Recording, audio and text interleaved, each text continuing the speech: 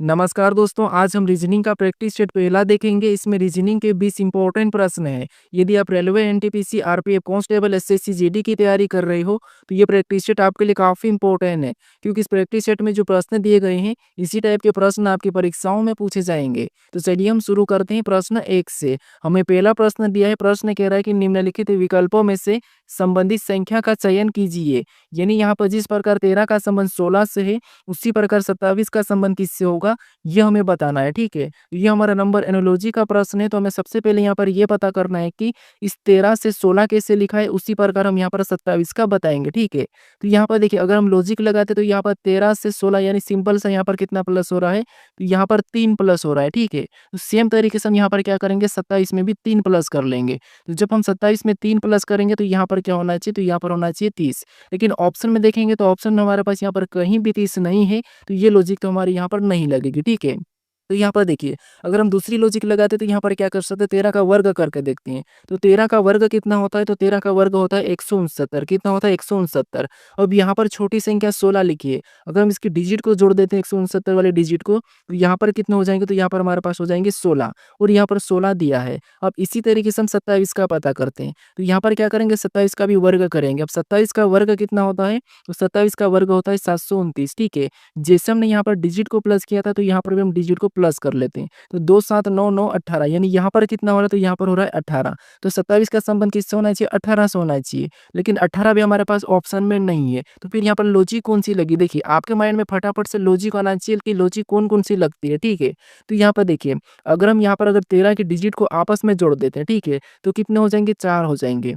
और जब हम 4 का वर्ग करेंगे, तब हमारे पास यहाँ पर कितने होंगे, 16 हो जाएंगे। ठीक है, और यहाँ पर 16 दिया है। अब इसी तरीके से हम 27 का पता करते हैं। ठीक है, तो यहाँ पर 27 की डिजिट को आपस में जोड़ेंगे, तो 2 और 7 कितने हो जाएंगे, 9 हो जाएंगे। ठीक है, जैसे हमने यहाँ पर वर्ग किया, तो इसका भी हम वर्ग करेंगे। तो 9 का वर्ग कितना होता है, तो 9 का वर्ग होता है 81। अब 27 का संबंध किससे होना चाहिए, तो 81 से होना चाहिए। अब ये ऑप्शन में देखिए, तो ऑप्शन नंबर हमें यहाँ पर बी में दिया है, तो ऑप्शन नंबर बी हमारा यहाँ पर सही जवाब होगा। ठीक है, बस आपके दिमाग में लॉजिक आना चाहिए कि फटाफट से लॉजिक कौन सी लगती है, कौन कौन सी लगाना चाहिए। अब चलिए हम बढ़ते हैं प्रश्न 2 पे। अब दूसरे नंबर का प्रश्न दिया है। अब प्रश्न कह रहा है कि नीचे दी गई श्रृंखला श्रेणी में अगली संख्या ज्ञात करें। यानी हमें यहाँ पर एक श्रृंखला श्रेणी दी है, इसी में एक प्रश्नवाचक चिन्ह दिया है। यहाँ पर कौन सी संख्या होगी, यह हमें बताना है। ठीक है, तो देखिए, जब भी हम श्रृंखला के प्रश्नों को सोल्व करते हैं, तो सबसे पहले हम संख्या को ध्यान से देखते हैं कि संख्या कैसे लिखी है। क्या किसी का वर्ग लिखा है, या फिर किसी का घन लिखा है, या फिर सम संख्या लिखी, विषम संख्या लिखी, या फिर अभाज्य संख्या। ये 5 पॉइंट तो आपके दिमाग में आना चाहिए कि यहाँ पर ये लॉजिक लगती है। उसके बाद अगर आपको फिर भी कुछ नहीं दिखाई देता है, तो फिर आपको क्या करना है, यहाँ पर अंतर देखना है। लास्ट वाला क्या है, अंतर देखना है, तो आपका प्रश्न आसानी से सोल्व हो जाएगा।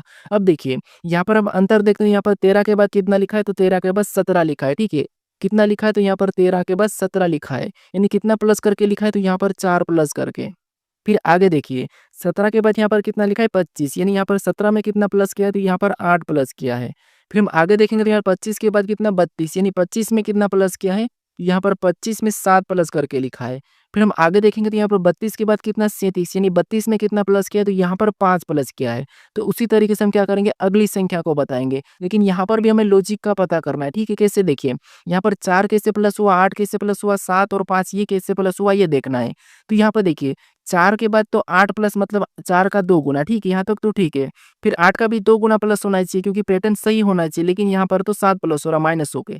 तो यहाँ पर क्या कर सकते हैं, थोड़ा सा यहाँ पर भी लॉजिक को देखिए, क्योंकि आपको लॉजिक याद होना चाहिए। तो यहाँ पर देखिए, 4 प्लस हुआ। ठीक है, पहला, यानी यहाँ पर 13 के डिजिट को जोड़ेंगे तो कितना होगा, 4, और यहाँ पर 4 प्लस। फिर यहाँ पर 8 प्लस हुआ है, तो यहाँ पर 17 के डिजिट को जोड़ेंगे तो कितना होगा, 8, और यहाँ पर 8 प्लस। इधर 7 प्लस हुआ है, तो यहाँ पर भी हम 25 की डिजिट को जोड़ेंगे तो 7, और यहाँ पर 7 प्लस। यहाँ पर देखिए, 32 की डिजिट को जोड़ेंगे 5, और यहाँ पर 5 प्लस। तो उसी तरीके से अगली संख्या बताने के लिए यहाँ पर हम क्या करेंगे, 37 की डिजिट को आपस में जोड़ देंगे। तो यहाँ पर 3 और 7 कितने हो जाएंगे, 10 हो जाएंगे। तो यहाँ पर कितने प्लस करेंगे, 10। ठीक है, तो 37 में जब आप 10 को प्लस करेंगे तो यहाँ पर क्या हो जाएगा, तो यहाँ पर हो जाएगा 47। ठीक है, कितना हो जाएगा, 47। ऑप्शन में देखिए 47 कहाँ पर है, तो ऑप्शन नंबर हमें डी में दिया है, तो ऑप्शन नंबर डी हमारा यहाँ पर सही जवाब होगा। ठीक है, बस आपके दिमाग में प्रश्न को देखते ही बस लॉजिक का पता होना चाहिए कि लॉजिक कौन सी लगेगी, ये दिमाग से बाहर आना चाहिए। ठीक है, बाकी रीजनिंग सरल है, बस सबसे पहले ये आसान है कि आपको लॉजिक पता होना चाहिए। अब चलिए हम बढ़ते हैं प्रश्न 3 पे। अब 3 नंबर का प्रश्न दिया है। अब प्रश्न ये कह रहा है कि निम्नलिखित विकल्पों में से असंगत विकल्प का चयन करें। यानी हमें यहाँ पर 4 विकल्प दिया है, इनमें संख्या दी है, ठीक है? इनमें से 3 किसी न किसी तरह की समान है लेकिन एक अलग है, उसका हमें चयन करना है। अब यहाँ पर भी आपको पता होना चाहिए कि ये कौन-सा प्रश्न है, तो ये हमारा असंगत वाला है, ठीक है? तो जब भी हम असंगत या विषम बताते हैं और संख्या दी जाती है, तो वहाँ पर हम कौन-सी लॉजिक देखते हैं? हम देखते हैं कि संख्या बड़ी है कि छोटी या फिर किसी का वर्ग है या फिर घन है या फिर विषम या सम है या अभाज्य, ये संख्या हम देखते हैं, ठीक है? ये आपको पता होना चाहिए ताकि आपका प्रश्न जल्दी से सोल्व हो जाए। अब देखिए, यहाँ पर अगर हम देखेंगे संख्या को तो यहाँ पर देखिए क्या दिया है 841, 441, 625, 729 यानी कि छोटी-छोटी संख्या है, ज़्यादा बड़ी नहीं है। ये किसी न किसी का वर्ग दिखाई दे रहा है। जैसे 841 को देखेंगे तो ये किसका वर्ग है? ये हमारा 29 का वर्ग है, ठीक है? फिर यहाँ पर 441 को देखेंगे तो ये किसका वर्ग है? तो ये हमारा 21 का वर्ग है। फिर हम 625 को देखेंगे तो ये आपको पता होगा ये किसका वर्ग है? ये 25 का वर्ग है। फिर यहाँ पर 729 को देखेंगे तो ये किसका वर्ग है? तो ये आपको पता है 27 का वर्ग है। अब यहाँ पर देखेंगे तो सारे के सारे क्या है? इनके वर्ग है। तो यहाँ पर हमें अलग कैसे बताना था वो भी तरीके आपको पता होना चाहिए। कैसे बताना देखिए जैसे अब हम देखेंगे कि यहाँ पर किस-किस संख्या का वर्ग है। तो आप देखोगे 29, 21, 25, 27 यानी यहाँ पर हमें 21, 25, 27 ये 3 संख्या दिखाई दे रही है। ये संख्या तो हमारी कौन-सी है? ये हमारी विषम संख्या, ठीक है? कौन-सी विषम संख्या। वैसे तो सारी विषम संख्या है, लेकिन हमें जो 29 दिखाई दे रही है कौन-सी संख्या? तो विषम भी और अभाज्य भी है। कौन-सी है? अभाज्य भी है, ठीक है? कौन-सी है? अभाज्य भी। तो इसीलिए ये हमारे क्या होगी? असंगत होगी, ठीक है? तो ऑप्शन नंबर हमारा यहाँ पर ए वाला सही जवाब होगा, क्योंकि आपको लॉजिक पता ही नहीं रहता, क्या करते हैं आप यहाँ पर प्रश्न को सोल्व करने में टाइम लगाते हो, ठीक है? अब चलिए हम बढ़ते हैं प्रश्न 4 पे। अब 4 नंबर का प्रश्न दिया है। अब प्रश्न कह रहा है कि उस वेन आरे का चयन करें जो निम्नलिखित वर्गों को दर्शाता है।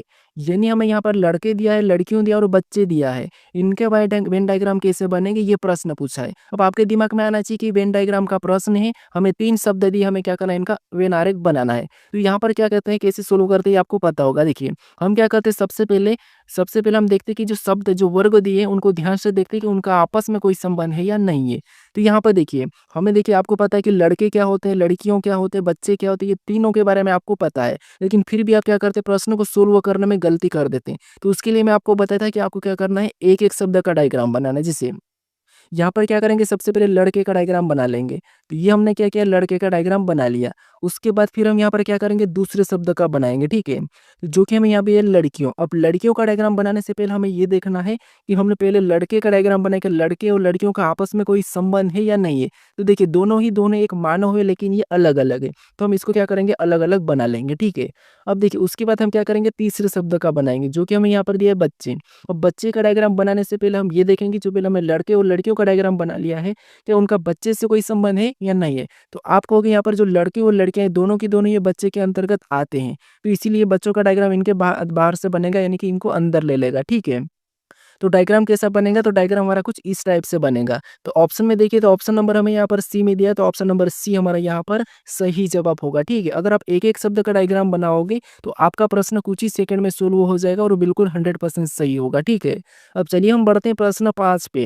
अब 5 नंबर का प्रश्न दिया है। अब प्रश्न कह रहा है कि उस विकल्प का चयन करें जो प्रश्न चिन्हों को प्रतिस्थापित करेगा। अब आपको यहाँ पर एक पैटर्न दिखाई दे रहा हो और इसमें एक प्रश्नवाचक चिन्ह दिया है। यहाँ पर कौन-सी संख्या होगी ये आपको बताना है। अब आपको क्या करना है, प्रश्न को देखते ही समझ जाना चाहिए कि हमें तो यहाँ पर प्रश्नवाचक चिन्ह के स्थान पर संख्या बताना है। तो आपको यहाँ पर पता होना चाहिए कि हम यहाँ पर किस तरीके से संख्या को पता करते हैं, कैसे-कैसे बताते हैं, ये लॉजिक आपको पता होना चाहिए, ठीक है? तो यहाँ पर देखिए, सबसे पहले हम क्या करते हैं कि जो प्रश्नवाचक चिन्ह दिया है उसके पास बड़ी संख्या कहाँ लिखी ये देखते हैं। तो प्रश्नवाचक चिन्ह तो हमारा यहाँ पर दिया है, इसके पास बड़ी संख्या की बात करते हैं तो यहाँ पर 111 दिया है और यहाँ पर 100 दिया है। तो हम कोशिश करेंगे कि सबसे पहले 100 और 11 को पता करेंगे, फिर हम यहाँ पर संख्या को बताएँगे, ठीक है? क्योंकि इधर तो छोटी संख्या है, नहीं तो इधर भी हम पता कर सकते हैं। अब देखिए, सबसे पहले यहाँ पर हम 100 का पता करते हैं। तो यहाँ पर क्या कर सकते हैं कि 12 और 8, क्योंकि 100 का पता करने के लिए हमें सामने वाली संख्या को छेड़ना होगा। इधर भी 111 का पता करने इन वाली संख्या को छेड़ना होगा, ठीक है? ये तरीका है। तो यहाँ पर देखिए, अगर हम यहाँ पर 12 और 8 को ऐसा क्या करें कि हमें 100 मिले, तो देखिए अगर हम इसका आपस में गुणा कर देते हैं, तो 12 आठे कितना होते हैं, तो 12 आठे होते हैं 96 और यहाँ पर कितना लिखा है, 100 लिखा, मतलब पास में चले गए, ठीक है? तो अब क्या कर सकते, देखिए यहाँ पर हम क्या करेंगे, 4 प्लस करेंगे तब हमारे कितने होंगे, 100 हो जाएँगे। तो 4 कहाँ से लाएँगे, तो यहाँ पर अगर हम इसका भाग दे देते 2 से, यानी 8 में 2 का भाग देंगे तो कितना होगा, 4, यानी कि 8 का आधा प्लस करना है, गुणा करके 8 का आधा प्लस, तो कितना हो जाएँगे, 100 और 100 यहाँ पर दिया है। अब इसी तरीके से हमें दूसरे पैटर्न में भी पता करना, ना कि दूसरा तरीका, ठीक है? कुछ स्टूडेंट क्या करते हैं, दूसरा तरीका लगा देते हैं। तो यहाँ पर सेम तरीके से हमें वही जो यहाँ पर लॉजिक था वही फॉलो करना है। तो यहाँ पर 18 में 6 का गुणा करा तो 18 छीन कितने होते हैं, तो यहाँ पर होते हैं 108। कितने होते हैं 108। अब हमने क्या करा था, यहाँ पर 8 का आधा करके प्लस करा था, तो इधर हम क्या करेंगे 6 का आधा करके प्लस कर लेंगे। तो 6 का आधा कितना होगा 3, तो यहाँ पर 3 प्लस करेंगे तो यहाँ पर कितने हो जाएंगे 111। और यहाँ पर 111 पे दिया है, यानी आपको दोनों पैटर्न में एक ही तरीके से संख्या पता चल चुकी है। तो उसी तरीके से अब हमें प्रश्नवाचक चिन्ह के स्थान पर बताना है। तो यहाँ पर क्या करेंगे, सेम तरीके से इसका आपस में गुणा करेंगे। तो 15 चौक कितने होते हैं, तो 15 चौक होते हैं 60। कितने होते हैं 60, ठीक है। फिर क्या करेंगे, यहाँ पर इसका आधा प्लस कर देंगे। तो 4 का आधा कितना होता है 2, तो इसको प्लस 2 प्लस कर देंगे 60 में, तो कितने हो जाएंगे 62 हो जाएंगे, ठीक है। कितने 62। तो यहाँ पर जो प्रश्नवाचक चिन्ह है यहाँ पर क्या होगा, तो यहाँ पर होगा 62। ऑप्शन में देखिए 62 कहाँ पर है, तो ऑप्शन नंबर हमें डी में दिया है, तो ऑप्शन नंबर डी हमारा यहाँ पर सही जवाब होगा, ठीक है। अब चलिए हम बढ़ते हैं प्रश्न 6 पे। अब 6 नंबर का प्रश्न दिया है। अब प्रश्न कह रहा है कि निम्नलिखित पासे में फोक के विपरीत सतह पर क्या होगा। यानी हमें यहाँ पर 2 पासे दिए हैं और इनमें पूछा है कि फोक के विपरीत सतह पर क्या होगा, ये हमें पूछा है। अब देखिए हम क्या करते हैं, जब भी एक से अधिक पासे को सोल्व करते हैं तो क्या करते हैं, ये आपको पता होना चाहिए। हम क्या करते हैं, चाहे 2 पासे हो, चाहे 3 पासे हो या फिर 4 पासे हो, हम क्या करते हैं कॉमन सतह देखते हैं कि कॉमन सतह कौन कौन सी है। तो यहाँ पर देखिए इन 2 पासों में अगर हम कॉमन सतह देखेंगे तो हमें यहाँ पर बेट और केट दोनों कॉमन दिखाई दे रही है। जैसे यहाँ से ये वाला दोनों हमारे पास इसमें कॉमन है, ये हमारा दोनों पासों में क्या है कॉमन है, ठीक है। ये 2 हमारे पास कॉमन है, तो आपको पता है जब भी पासों में डबल कॉमन रहता है तो जो बचा हुआ तीसरा वो क्या होता है एक दूसरे के विपरीत हो जाता है। यहाँ पर इसका देखिए ई का विपरीत क्या हो जाएगा, फोक हो जाएगा। हमें यहाँ पर किसका पूछा, फोक का पूछा, तो फोक का क्या हो जाएगा ई जी जी, ठीक है। तो ऑप्शन में देखिए ई जी जी कहाँ पर है, तो ऑप्शन नंबर ए में दिया है, तो ऑप्शन नंबर ए हमारा यहाँ पर सही जवाब होगा, ठीक है। भले आसान प्रश्न है, बस आपको तरीका और लॉजिक पता होना चाहिए कि किस तरीके से प्रश्नों को सोल्व करते हैं। अब देखिए अगर आपको यहाँ पर बाय चांस मान लो बेट का यानी कि इसका पूछ लेता विपरीत, तो फिर आप कैसे बताते, क्योंकि यहाँ पर तो कॉमन तो डबल है, क्योंकि यहाँ पर जो बचे हुए वो एक दूसरे के विपरीत है। तो हमें यहाँ पर इसका क्या बताना चाहिए, तो इसका फिर आपको क्या करना है, यहाँ पर संभावना बनती है, ठीक है। तो वो भी आपको पता होना चाहिए। अब संभावना में क्या होगा, देखिए केट तो हो नहीं सकता क्योंकि ये तो पड़ोसी है, तो इसका विपरीत या तो क्या हो सकता है ईग हो सकता है या फिर फोग होगा, ठीक है। तो फिर आपको यहाँ पर संभावना में बताना पड़ेगा। तो चलिए हम बढ़ते हैं प्रश्न 7 पे। अब 7 नंबर का प्रश्न दिया है। अब प्रश्न कह रहा है कि किसी कोड भाषा में लेवल को लेवल कूट किया जाता है, तो डंकी का कोड क्या होगा, ये प्रश्न पूछा है, ठीक है। तो हमें यहाँ पर प्रश्न क्या कह रहा है कि किसी भी कोड भाषा में लेवल को लेवल कूट किया है तो डंकी का कोड क्या होगा, ये प्रश्न पूछा है। अब देखिए ये हमारा कौन सा प्रश्न है, कोडिंग डिकोडिंग का प्रश्न है। तो यहाँ पर हमें याद देखिए कूट का ही कूट दिया है, यानी यहाँ पर लेटर का ही लेटर दिया है, ठीक है। तो हम इस कंडीशन में क्या करते हैं, लेटर को ही इधर उधर माइनस प्लस जो भी करके देखते हैं हम अल्फाबेट में, ठीक है। तो देखिए जैसे अब यहाँ पर एक बार ये भी तरीका कि आपको पता है जो लेटर यहाँ पर दिखाई दे रहा है अगर वही लेटर यहाँ पर है, इसका मतलब ये है कि यहाँ पर कोई सा भी नॉर्मल सा लॉजिक होगा। तो यहाँ पर अगर कुछ लोगों का आएगा कि यहाँ पर अगर लेवल का लेवल लिखा है तो हमें डंकी का डंकी बता देंगे। तो यहाँ पर ऑप्शन में देखिए हमें तो डंकी तो कहीं भी नहीं दिखाई दे रहा, इसका मतलब ये है कि यहाँ पर कुछ तो क्रॉसिंग हुआ है। तो यहाँ पर क्रॉसिंग की बात करते तो यहाँ पर देखिए पीछे से लिखा होगा, देखिए जिससे यहाँ पर एल को पीछे से लिखेंगे एल, ई को लिखेंगे तो ई, उसके बाद वी को लिखेंगे तो वी, उसके बाद ई को लिखा है तो ई, और यहाँ पर एल को तो एल को, यानी इसको लेवल को हम पीछे से भी लिखते हैं तो वही लेटर बनता है, लेवल ही बनता है। तो सेम तरीके से हम क्या करेंगे, यहाँ पर डंकी में भी पीछे से लिखेंगे, तो इधर से लिखेंगे तो यहाँ पर सबसे पहले क्या आ जाएगा, तो आई आ जाएगा, ठीक है। क्या आ जाएगा, आई। ऑप्शन में आई सभी में है। फिर देखिए इसके बाद के आ जाएगा, तो यहाँ पर हम के को लिख लेंगे। देखिए आई के ऑप्शन बी में नहीं है, ऑप्शन सी में नहीं, ऑप्शन डी में नहीं, तो ऑप्शन ए वाला तो हमारा सही होगा। हम पहले भी ऑप्शन को लगा के बढ़ सकते हैं क्योंकि हमको मिल चुका है, लेकिन पूरा प्रश्न सोल्व कर लेता, उसके बाद क्या आ जाएगा, एन आ जाएगा, ठीक है। उसके बाद यू आ जाएगा, तो यहाँ पर यू आएगा, उसके बाद यहाँ पर डी, तो यहाँ पर डी, ठीक है, लास्ट वाला यू डी। तो ऑप्शन में हमारा कौन सा मैच हुआ था, ऑप्शन है, तो यही वाला हमारा पूरा मैच हो चुका है, ठीक है। अब चलिए हम बढ़ते हैं प्रश्न 8 पे। अब 8वें नंबर का प्रश्न दिया है। अब प्रश्न कह रहा है कि उस विकल्प का चयन करें जिसमें दी गई आकृति सन्निहित हो, घुमाने की अनुमति नहीं है। यानी जो आकृति हमें यहाँ पर दिखाई दे रही है वो आकृति किस विकल्प में चिन्हित है, हमें ये बताना है। भले ही ये प्रश्न आसान है, बस हमें ढूंढना है, लेकिन थोड़ा सा फिर भी दिमाग लगाना पड़ता है, ठीक है।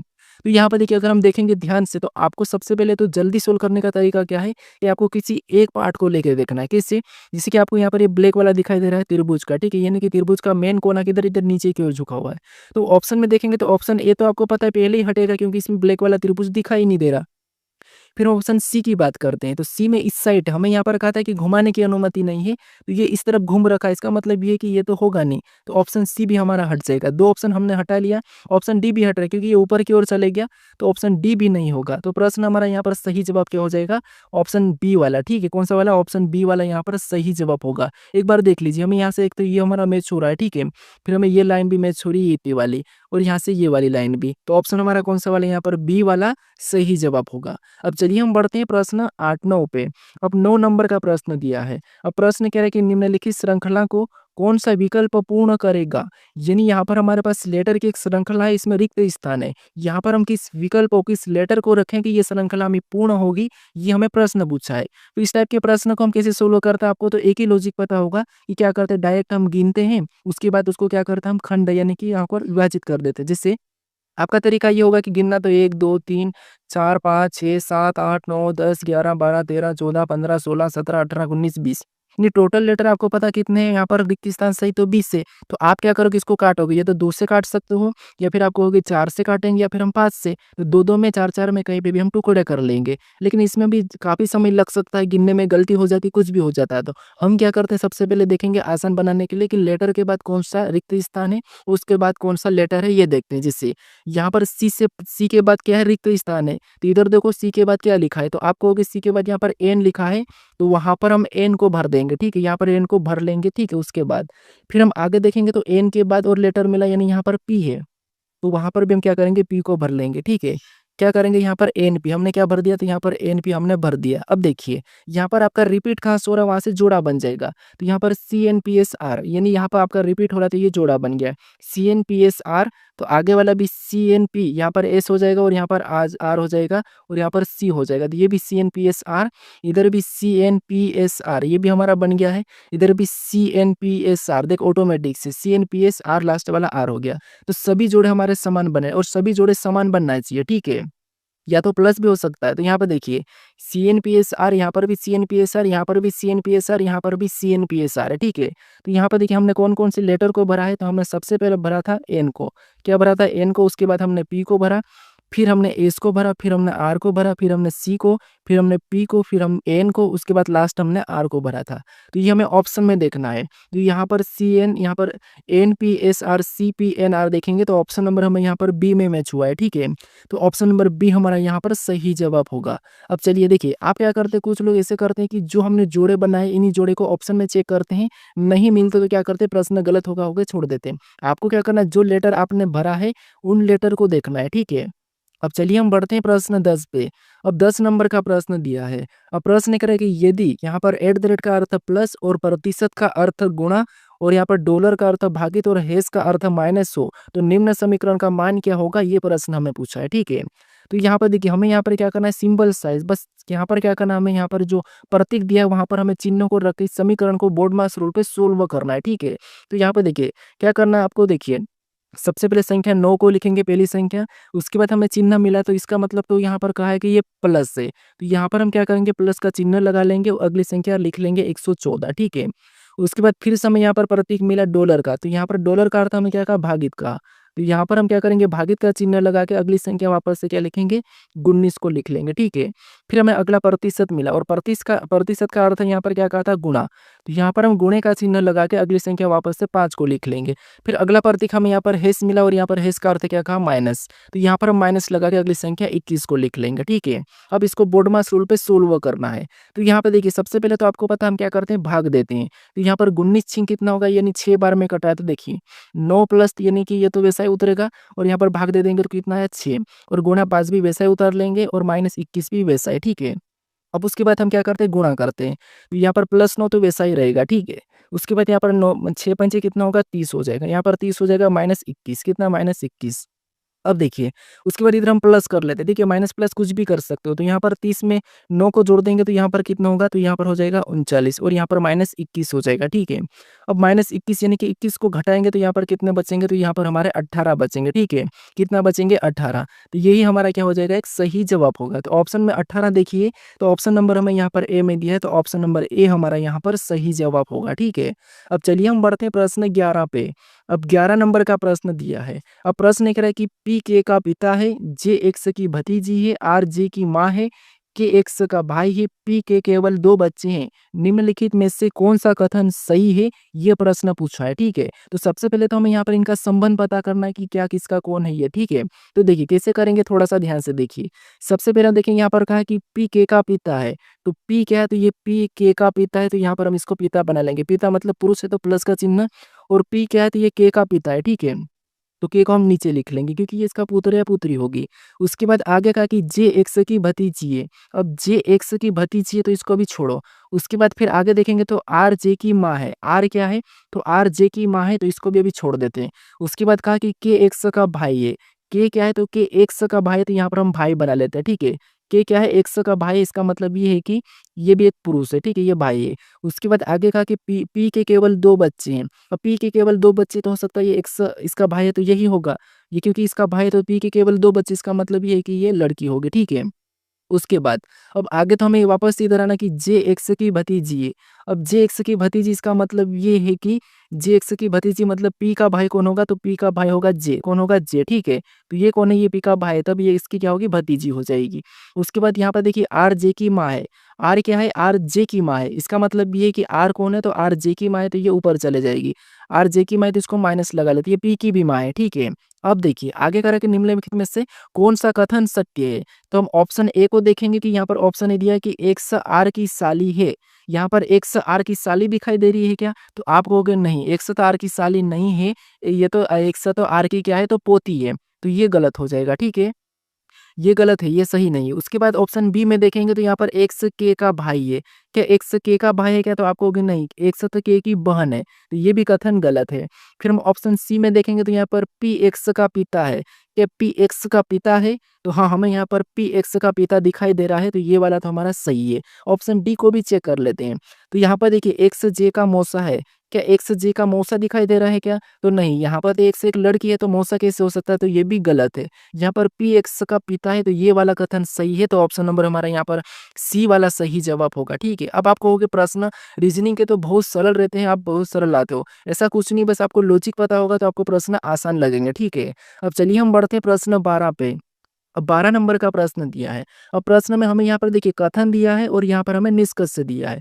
तो सबसे पहले हमें यहाँ पर कथन को सत्य मान के कथन का वो करना है, उसके बाद हमें इसका निष्कर्ष बताना है, ठीक है? तो हम कथन का अध्ययन करेंगे कि कथन क्या कह रहा है और उसके बारे में निष्कर्ष क्या कह रहा है, हमें ये बताना है, ठीक है?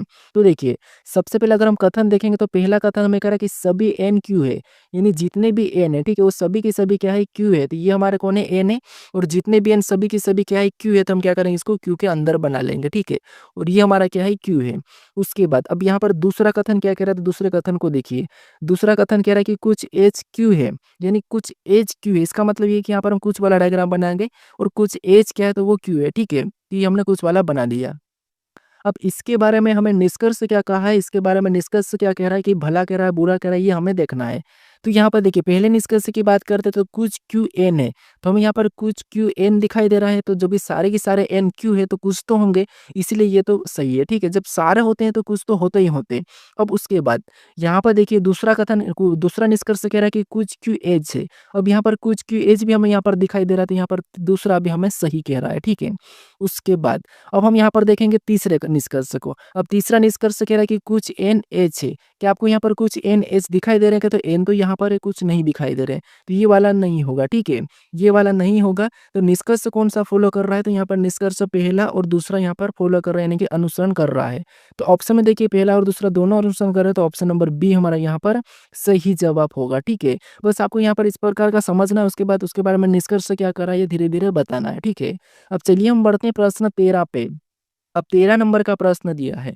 अब प्रश्न कह रहा है कि किसी सांकेतिक भाषा में यहाँ पर लाइव को 43 यहाँ पर 4372 लिखा है और गोल्ड को 4658 लिखा है, तो एल का कोड क्या होगा ये हमें बताना है, ठीक है? तो ये भी हमारा कोडिंग डिकोडिंग का ही प्रश्न है। अब हम क्या करते हैं देखिए, हमें यहाँ पर किसका पूछा है तो आप क्या करोगे कि हमें यहाँ पर एल का कोड पूछा है। लास्ट में देखोगे कि एल का कोड पूछा है, तो हम यहाँ पर देखेंगे कि यहाँ पर संख्या लिखी तो एल का 4 लिखा, तो हम 4 पता करके ऑप्शन ए लगा के आगे बढ़ जाते हो, लेकिन ऐसा नहीं। यहाँ पर ये कोड वास्तव में इसका आंसर नहीं है। आपको यहाँ पर क्या करना है वो समझिए।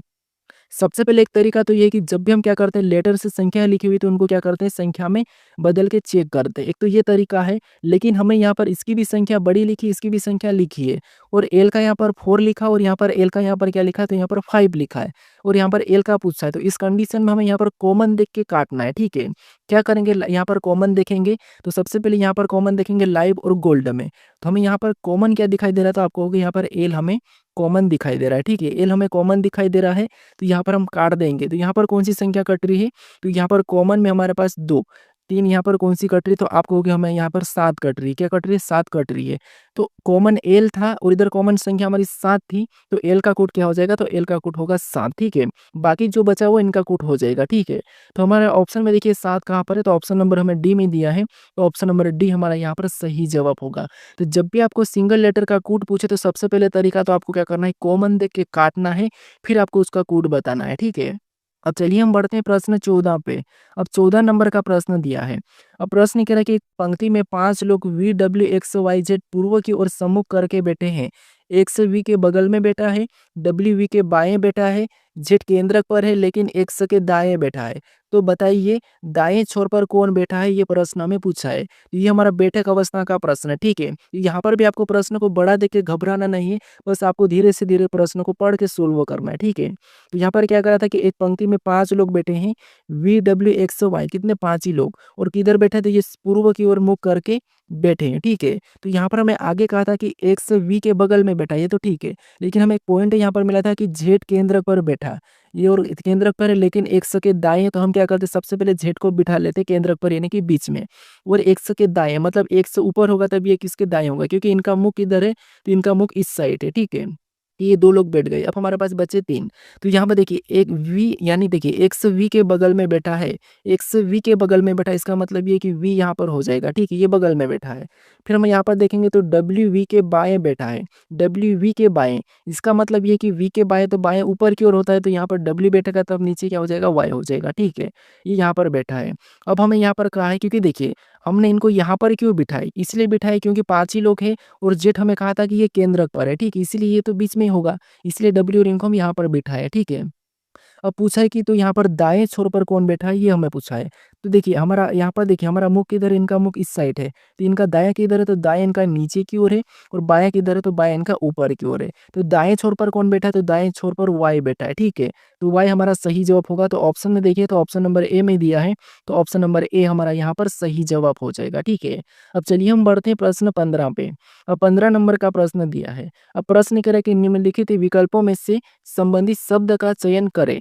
यानी यहाँ पर जिस प्रकार थाईलैंड का संबंध बैंकॉक से है उसी प्रकार तुर्की का संबंध किससे होगा ये हमें बताना है, ठीक है। तो देखिए ये भी हमारा शब्द एनोलॉजी का प्रश्न है। तो हमें सबसे पहले यहाँ पर क्या पता करना है कि ये पता करना कि थाईलैंड का संबंध बैंकॉक से कैसे है उसी प्रकार हम तुर्की का बताएंगे, ठीक है। अब आप कहोगे हमेशा हम यहाँ पर इसका ही क्यों पता करते हैं कि इधर वाले का संबंध इससे ही क्यों पता करते हैं, वो इसीलिए पता करते हैं क्योंकि प्रश्नवाचक चिन्ह हमारा इस साइड है। तो अगर हम थाईलैंड का संबंध बैंकॉक से पता करेंगे तो उसी प्रकार से हम तुर्की का बताएंगे। अगर प्रश्नवाचक चिन्ह यहाँ पर मिला तो फिर हम यहाँ पर उल्टा पता करते हैं, यानी कि बैंकॉक का संबंध थाईलैंड से कैसे उसी प्रकार यहाँ पर कोई शब्द होगा और उसका संबंध हम यहाँ पर पता करके बताते हैं, ठीक है। अब देखिए सबसे पहले तो कठिन आपको यही शब्द एनोलॉजी ही लगती होगी क्योंकि आपको पता है शब्द एनोलॉजी में कोई सी भी शब्द होते हैं उनका संबंध दे देते हैं, चाहे राजधानी हो देश हो कुछ भी हो, तो उसमें थोड़ा सा कठिन हो जाता है क्योंकि राजधानी और देश से बाकी देशों के बारे में हमें पता नहीं रहता है। तो यहाँ पर भी वही बात है, थाईलैंड एक देश है और इसकी राजधानी क्या है बैंकॉक है। अब इसकी राजधानी बताए तो हम क्या करेंगे तुर्की की राजधानी बता देंगे, तो ये आपको याद होना चाहिए। तो तुर्की की राजधानी क्या है अंकारा है। तो ऑप्शन नंबर हमारा यहाँ पर डी वाला सही जवाब हो जाएगा, ठीक है। प्रश्न आसान है, बस इनका संबंध हमें पता करने में कठिन लगता है, ठीक है। अब चलिए हम बढ़ते हैं प्रश्न 16 पे। अब 16 नंबर का प्रश्न दिया है। अब प्रश्न करें कि दिए गए शब्दों को उसके क्रमानुसार व्यवस्थित करें, करने पर कौन सा शब्द 5वें स्थान पर आएगा, ये हमें प्रश्न पूछा है, ठीक है।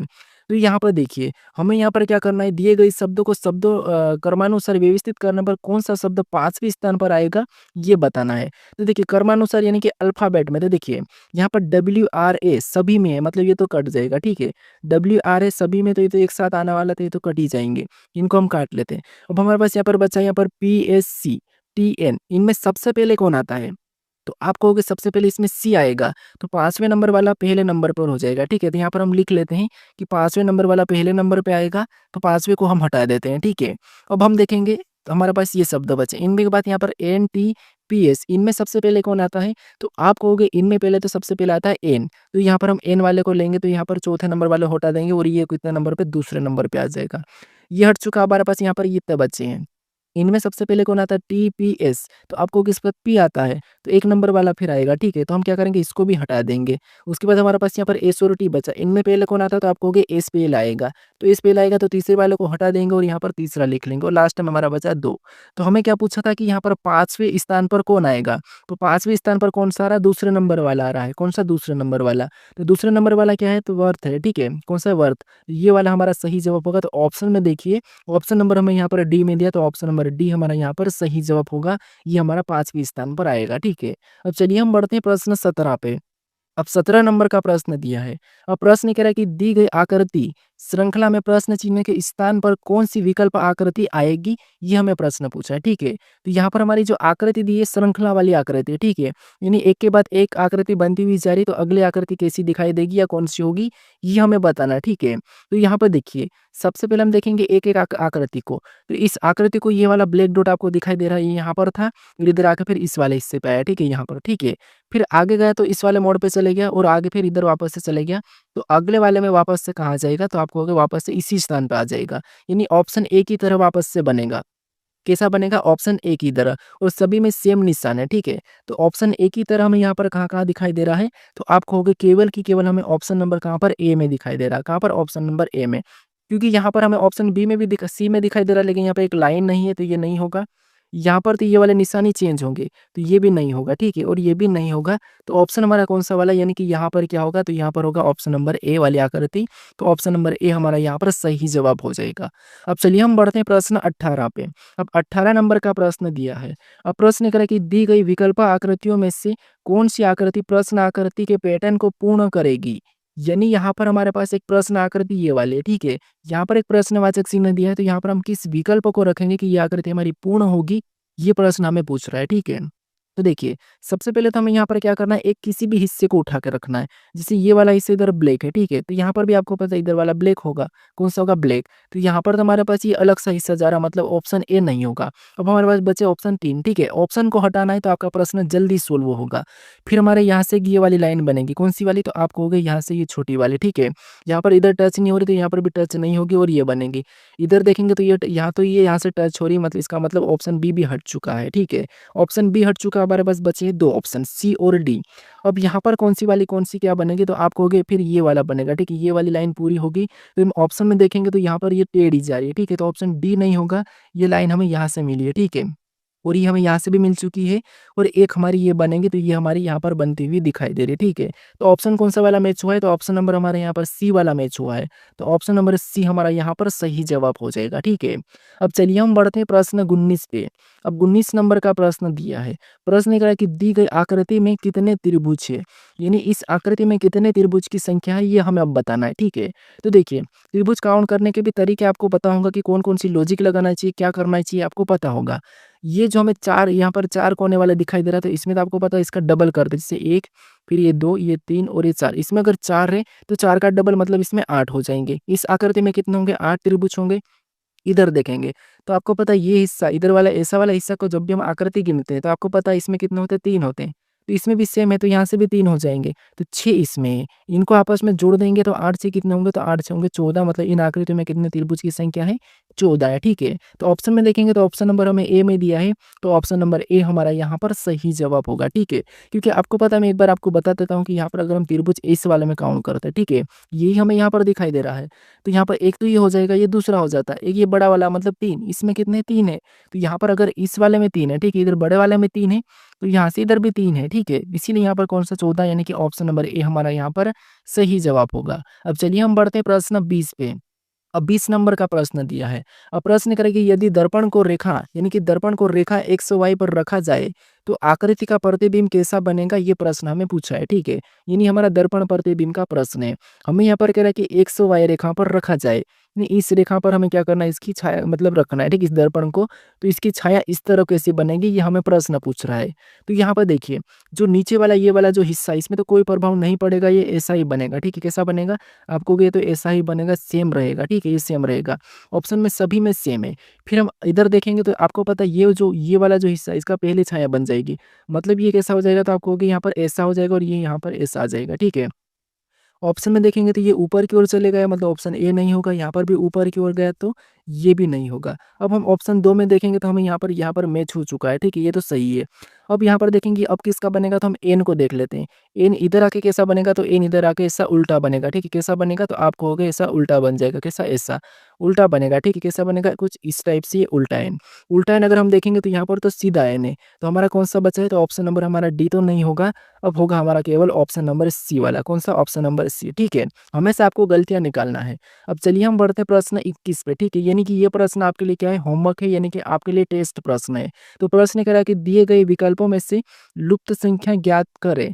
यानी आपको यहाँ पर क्या करना है कि यहाँ पर एक प्रश्नवाचक चिन्ह दिया है, यहाँ पर कौन सी संख्या होगी ये आपको मुझे कमेंट करके बताना है, ठीक है। तो आज से ये प्रैक्टिस सेट आपको डेली देखने को मिलेंगे और यहाँ पर कौन सी संख्या होगी आप मुझे कमेंट करके बताइए, ठीक है। अगर आप इस चैनल को अभी तक सब्सक्राइब नहीं कर रहे तो सब्सक्राइब जरूर कर लीजिए और वीडियो को भी लाइक भी जरूर कर दीजिए, ठीक है। और शेयर नहीं करा तो शेयर भी जरूर कर दीजिए। तो चलिए हम मिलते हैं नेक्स्ट वीडियो में।